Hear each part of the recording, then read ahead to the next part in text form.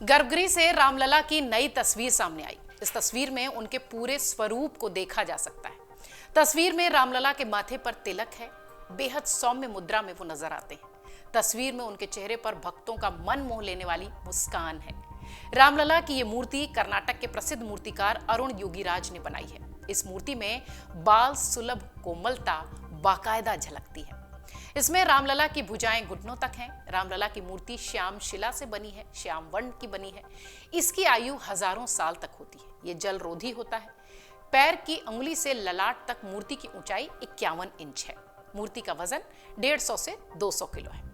मूर्ति के ऊपर मुकुट और आभा मंडल बना हुआ है। सामने आई तस्वीर में रामलला की आंखें बड़ी और ललाट भव्य है।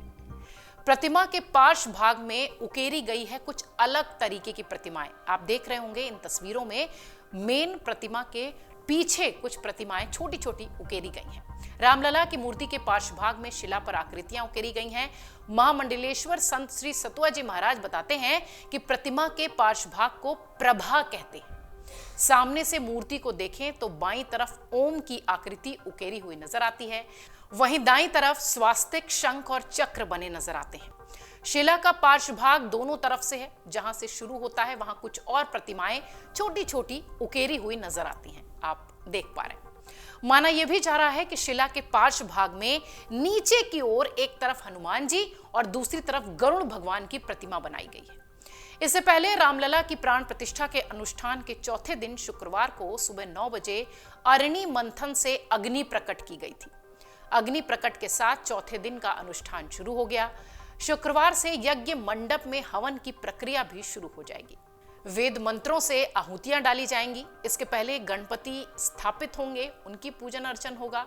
पूजन के क्रम में ही द्वारपालों द्वारा सभी शाखाओं का वेद पारायण, देव प्रबोधन, औषाधिवास, केसराधिवास, घृताधिवास और कुंड पूजन और पंचभू संस्कार होगा।